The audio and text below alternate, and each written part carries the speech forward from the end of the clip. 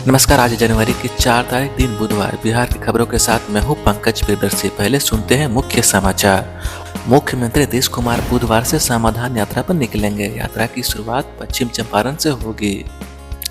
उच्चतम न्यायालय ने मंगलवार को कहा कि बिहार में पिछले महीने हुई जहरीली शराब त्रासदी की विशेष जांच दल से स्वतंत्र जांच कराए जाने की मांग से संबंधित याचिका पर 9 जनवरी को सुनवाई होगी। प्रधानमंत्री नरेंद्र मोदी 27 जनवरी को करेंगे परीक्षा पे चर्चा। और पूरे बिहार कड़ाके की ठंड और घने कोहरे की चपेट में। अगले 3 दिनों तक राहत नहीं मिलने की संभावना। और जानेंगे बिहार के खेल की खबरों भी। अब समाचार विस्तार से। मुख्यमंत्री नीतीश कुमार बुधवार से समाधान यात्रा पर निकलेंगे। यात्रा की शुरुआत पश्चिम चंपारण से होगी। यह यात्रा 7 फरवरी तक चलेगी। इस दौरान मुख्यमंत्री योजना से संबंधित क्षेत्र भ्रमण, चिन्हित समूहों के साथ साथ बैठक और जिला स्तरीय समीक्षा बैठक करेंगे। समीक्षा बैठक में संबंधित जिले के प्रभारी एवं जिले के निवासी मंत्री, मुख्य सचिव, पुलिस महानिदेशक तथा संबंधित विभाग के अपर मुख्य सचिव, प्रधान सचिव और सचिव उपस्थित रहेंगे। इसके अलावा संबंधित विभागों के मंत्री तथा अन्य पदाधिकारी वीडियो कॉन्फ्रेंसिंग के जरिए बैठक में भाग लेंगे। मुख्यमंत्री 4 जनवरी को यात्रा पर निकलेंगे और 5 जनवरी को पश्चिम चंपारण, 6 जनवरी को शिवहर एवं सीतामढ़ी, 7 जनवरी को वैशाली, 8 जनवरी को सीवान और 9 जनवरी को सारण, 11 जनवरी को मधुबनी, 12 जनवरी को दरभंगा, 17 जनवरी को सुपौल, 29 जनवरी को मुंगेर, लखीसराय एवं शेखपुरा जिले की योजनाओं का समीक्षा करेंगे। वहीं दूसरी ओर नीतीश कुमार के खिलाफ लगातार तीखे बयान दे रहे राजद के प्रदेश अध्यक्ष जगन्नाथ सिंह के पुत्र एवं पूर्व मंत्री सुधाकर सिंह मामले पर मुख्यमंत्री ने चुप्पी तोड़ी और कहा कि इस मामले को उनकी पार्टी को देखना है। वैसे लोगों को बातों को नोटिस भी नहीं करते। यह उनकी पार्टी राजद का अंदरूनी मामला है। यदि कोई नेता कुछ बोलता है तो उसे देखना उनकी पार्टी का काम है। हम लोग महागठबंधन के तहत अच्छे काम कर रहे हैं। मुख्यमंत्री ने राहुल गांधी की अगुवाई वाली भारत जोड़ो यात्रा को पूरी तरह से कांग्रेस का आंतरिक मामला बताते हुए कहा कि उनकी पार्टी जदयू पद यात्रा में शामिल नहीं होगी। उच्चतम न्यायालय ने मंगलवार को कहा कि बिहार में पिछले महीने हुई जहरीली शराब त्रासदी की विशेष जांच दल की स्वतंत्र जांच कराने से जाने से संबंधित याचिका पर 9 जनवरी को सुनवाई होगी। सारण जिले में हुई त्रासदी में अवैध शराब के सेवन से कम 40 लोगों की जान चली गई थी। याचिका में मृतकों के परिवारों को पर्याप्त मुआवजा देने के लिए राज्य सरकार को निर्देश दिए जाने का भी आग्रह किया गया है। प्रधान न्यायाधीश न्यायमूर्ति DY चंद्रचूड़ और न्यायमूर्ति PS नरसिंह की पीठ के समक्ष मामले का उल्लेख इसे तत्काल सूचीबद्ध करने के लिए किया गया। पीठ ने इस मामले का उल्लेख करने वाले अधिवक्ता पवन प्रकाश से कहा, इस पर अगले सोमवार को सुनवाई होगी। नीतीश कुमार सरकार ने अप्रैल 2016 में पूर्ण शराबबंदी लागू की थी और जहरीली शराब पीने से मरने वालों के परिवारों को मुआवजा देने की मांग खारिज कर दी थी। शीर्ष अदालत में दायर याचिका में बिहार स्थित आर्यावर्त महासभा फाउंडेशन द्वारा केंद्र और राज्य बिहार की प्रतिवादी बनाया गया है।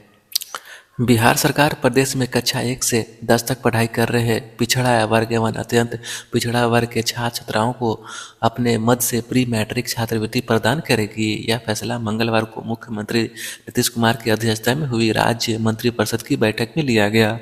कुल 17 एजेंडों पर मुहर लगी। बैठक में कक्षा 1 से 10 तक पढ़ाई कर रहे पिछड़ा वर्ग एवं अत्यंत पिछड़ा वर्ग के 1.25 करोड़ छात्र छात्राओं को छात्रवृत्ति प्रदान करने के लिए मुख्यमंत्री पिछड़ा वर्ग एवं अत्यंत पिछड़ा वर्ग प्री मैट्रिक छात्रवृत्ति योजना के संचालन शिक्षा विभाग के माध्यम से कराने की स्वीकृति दी गई है। अब प्रत्येक वर्ष गणतंत्र दिवस एवं स्वतंत्र दिवस के अवसर पर सजावार बंदियों को विशेष परिहार का लाभ देकर मुक्त किया जाएगा। विशेष परिहार का लाभ प्राप्त करने वाले सजावार बंदियों की रिहाई निर्धारित योग्यता एवं योग्यता के आधार पर किया जाएगा। मंत्रिपरिषद ने तरहुट विकास योजना के तहत 29,28,35,000 रुपये की अनुदान की स्वीकृति दी है।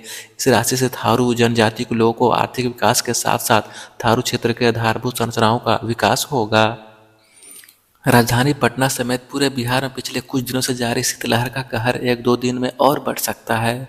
मौसम विभाग ने अपने पूर्वानुमान में कहा कि अगले कुछ दिनों तक आसमान में बादल छाया रहेगा तथा कोहरा भी घना होगा। आलम यह है कि मंगलवार को राजधानी का न्यूनतम तापमान 11.4 डिग्री सेल्सियस जबकि अधिकतम तापमान 16.8 डिग्री सेल्सियस तक पहुंच गया।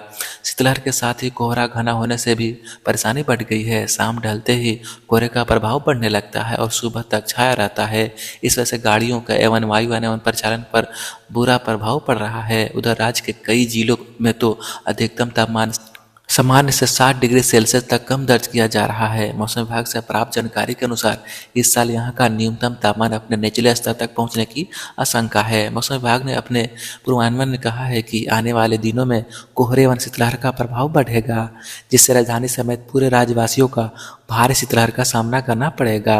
इसके साथ ही तापमान में भी गिरावट दर्ज की जाएगी।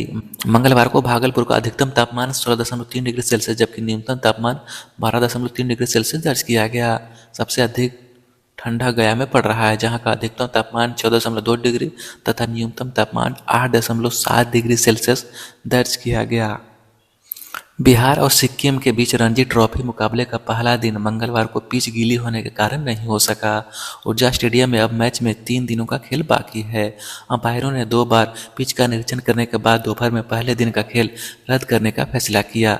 पिच पर नमी बनी हुई थी और इस पर खेल को मना करना मुश्किल था। बताया जा रहा है कि बीसीसीआई के पिच क्यूरेटर ने पिच को बेहतर करने के उद्देश्य से 3-4 दिन पहले थोड़ा ज़्यादा पानी डाल दिया था। दक्षिण भारत के इस क्यूरेटर ने अपने क्षेत्र के अनुभव के आधार पर पिच पर सही वाटरिंग की थी, लेकिन उनको अनुमान नहीं था कि पटना का मौसम अचानक ही मैच से पहले ही खराब हो जाएगा। ऐसे में पिच को सूखने का मौका नहीं मिला। यह भी कहा जा रहा है कि क्यूरेटर ने मौसम को देखते हुए बीसीसीआई को 1-2 दिन पहले ही ईमेल की थी, इसकी सूचना दी थी कि शायद पहले दिन का खेल नहीं हो पाएगा। उधर पटना में एक अन्य मैच मोइनुल हक स्टेडियम में सीके नायडू ट्रॉफी का खेला जा रहा है। उस मैदान पर भी पहले दिन का खेल पिच पर ज़्यादा नमी होने के कारण देर से शुरू हुआ था। खराब रोशनी और नमी के कारण कुछ ना कुछ खेल पर पहले 3 दिनों तक बर्बाद होता ही रहता है। इस बार रणजी ट्रॉफी मैच में दूसरे दिन का खेल होने की संभावना जताई जा रही है। फिलहाल प्लेट डिवीजन में सिक्किम की टीम पूरे बिहार की टीम से तीसरे स्थान पर है। तो दूसरी ओर बिहार पर पारी की हार का खतरा बढ़ गया है। सीके नायडू ट्रॉफी में छत्तीसगढ़ के खिलाफ पहली पारी में 216 रन से पिछड़ने के बाद मेजबान बिहार की दूसरी पारी लड़खड़ा गई, जिससे टीम पर पारी की हार का खतरा बढ़ गया है। 4 दिवसीय मैच के तीसरे दिन बिहार ने खेल समाप्त होने तक केवल 43 रन पर 4 विकेट गंवा दिए। इससे पहले बिहार के 160 रन के जवाब में छत्तीसगढ़ की टीम अपनी पहली पारी में 376 रन बनाकर आउट हो गई। छत्तीसगढ़ के लिए संजीव देसाई ने 139 रन की शतकीय पारी खेली। मोइनुल हक स्टेडियम में चल रहे मैच में मंगलवार को बिहार के शीर्ष 4 बल्लेबाज जल्द ही आउट हो गए। विकेट कीपर शर्मन निग्रोधन 18 और फरमीन अनवर 0 पर नबाद रहे। इससे पहले छत्तीसगढ़ ने पहली पारी में 216 रन की बढ़त ले ली। अभी उसने कुल 173 रनों की अग्रता हासिल की हुई है। छत्तीसगढ़ के लिए संजीव देसाई ने पिछले दिन की अर्धशतकीय पारी को शतक में बदल दिया। उन्होंने 180 गेंदों पर 13 चौके और 4 छक्के की मदद से 139 रन बनाए। इसके अलावा विजय यादव ने भी 65 गेंदों पर 50 रन की पारी खेली। दूसरी तरफ बिहार के लिए एक अच्छी खबर मिली है। बिहार ने जीत के साथ बीसीसीआई की अंडर 15 महिला वनडे क्रिकेट प्रतियोगिता में अपने अभियान का समापन किया है। बिहार ने ग्रुप बी के मैच में सौराष्ट्र को 10 विकेट से हराया। 5 मैचों में यह बिहार की तीसरी जीत है। इससे पहले बिहार ने गोवा और सिक्किम को पराजित किया था। बिहार की टीम 12 अंकों के साथ तीसरे स्थान पर रही है। इस ग्रुप में पहले स्थान पर रहते हुए दिल्ली ने क्वार्टर फाइनल में और झारखंड ने दूसरे स्थान पर प्राप्त करते हुए प्री क्वार्टर फाइनल में प्रवेश किया है। ग्वालियर के Madhya Pradesh cricket association ground पर खेले गए इस मैच में सौराष्ट्र ने टॉस जीतकर पहले बल्लेबाजी का निर्णय लिया, लेकिन नैन्सी कुरैशी की घातक गेंदबाजी 4 विकेट मात्र 20 रन देकर के आगे पूरी सौराष्ट्र की टीम 24.4 ओवर में ही 64 रन बनाकर आउट हो गई। जवाब में बिहार ने लक्ष्य को गीतांजलि रानी के नाबाद 25 व रितिका के नाबाद 28 रन की मदद से बिना किसी नुकसान के 11.4 ओवर में हासिल कर लिया। प्रधानमंत्री नरेंद्र मोदी 27 जनवरी 2023 को परीक्षा पे चर्चा के आगामी संस्करण में छात्रों, शिक्षकों और अभिभावकों के साथ बातचीत करेंगे। केंद्रीय शिक्षा मंत्री धर्मेंद्र प्रधान ने मंगलवार को यह जानकारी दी। भुवनेश्वर में 6ठे राष्ट्रीय कला उत्सव 2022 का उद्घाटन करते हुए प्रधान ने कहा कि मैं कला उत्सव 2022 के सर्वश्रेष्ठ 3 समूहों को दिल्ली आने का न्योता देता हूं। ये बच्चे 26 जनवरी के परेड देखेंगे। 27 जनवरी को जब प्रधानमंत्री नरेंद्र मोदी परीक्षा पे चर्चा पीसीसी 2023 के मंच पर होंगे, तब इन बच्चों को अपनी प्रतिभा का प्रदर्शन करने का अवसर भी मिलेगा। कांग्रेस महासचिव प्रियंका गांधी ने मंगलवार को भारत जोड़ो यात्रा उत्तर प्रदेश में दाखिल होने पर अपने बड़े भाई राहुल गांधी और अन्य भारत यात्रियों का स्वागत किया और कहा कि राहुल ने सत्य का कवच बन रखा है, जिस वजह से भगवान उनकी ठंड और दूसरी सभी चीज़ों से सुरक्षा करेंगे। उन्होंने 2 बड़े उद्योगपतियों का उल्लेख करते हुए कहा कि राहुल गांधी को कोई नहीं खरीद सकता और वह सच्चाई से पीछे नहीं हटने वाले हैं। भाजपा के राष्ट्रीय अध्यक्ष जेपी नड्डा ने मुख्यमंत्री नीतीश कुमार पर बिहार की जनता को धोखा देने और जनादेश का अपमान करने का आरोप लगाया है। उन्होंने कहा कि राज्य के विकास के लिए यहाँ विशुद्ध रूप से भाजपा की सरकार बनना जरूरी है। नड्डा ने कहा कि इस कड़ाके की ठंड में जब लोग घरों से निकलने से 100 बार सोच रहे हैं, इस मौसम में यहाँ इतनी संख्या में माताएं और बहनें, बुजुर्ग और नौजवानों की भीड़ इस बात की तस्दीक दे रही है कि बिहार की जनता बदलाव चाहती है, नई उमंग के साथ खड़ा होना चाहती है। बिहार के लोग ने बीजेपी को सत्ता में बैठाने का संकल्प ले लिया है। पीएम मोदी की भी इच्छा यही है कि बिहार तरक्की के रास्ते पर आगे बढ़ता रहे। भाजपा के राष्ट्रीय अध्यक्ष मंगलवार को वैशाली लोकसभा क्षेत्र के पारू विधानसभा स्थित पारू हाई स्कूल मैदान में आयोजित कार्यकर्ता सम्मेलन को संबोधित कर रहे थे। भाजपा की राष्ट्रीय कार्यकारिणी की 2 दिवसीय बैठक यहां 16 एवं 17 जनवरी की होगी और इसमें पार्टी के राष्ट्रीय अध्यक्ष जेपी नड्डा के कार्यकाल में विस्तार को मंजूरी दी जा सकती है। पार्टी ने सूत्रों ने मंगलवार को यह जानकारी दी। उन्होंने कहा कि पार्टी के प्रमुख संगठनात्मक निकाय की बैठक में विभिन्न राज्यों के आगामी विधानसभा चुनाव की रणनीति पर विचार किया जाएगा। इसके साथ ही अगले साल होने वाले लोकसभा चुनाव की तैयारियों का भी जायजा लिया जाएगा। पार्टी प्रमुख रूप में नड्डा के 3 साल का कार्यकाल इस महीने के अंत में पूरा हो रहा है और इस बात की पूरी संभावना है कि आगामी चुनाव को देखते हुए उनका कार्यकाल बढ़ाया जा सकता है। सुप्रीम कोर्ट ने मंगलवार को कहा कि किसी सामूहिक जिम्मेदारी के सिद्धांत को लागू करने के बावजूद किसी मंत्री द्वारा दिए गए बयान को अप्रत्यक्ष रूप से सरकार के साथ नहीं जोड़ा जा सकता। न्यायालय ने यह भी कहा कि सार्वजनिक पद पर आसीन व्यक्ति के लिए अभिव्यक्ति की स्वतंत्रता पर कोई अतिरिक्त पाबंदी नहीं लगाई जा सकती है।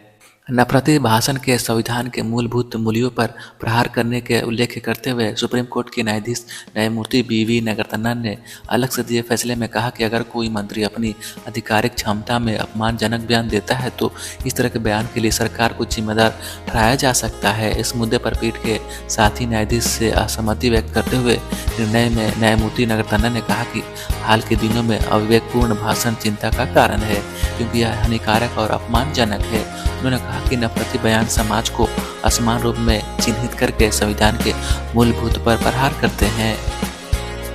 इसी के साथ ही समाचार का यह बुलेटिन समाप्त होता है। नमस्कार।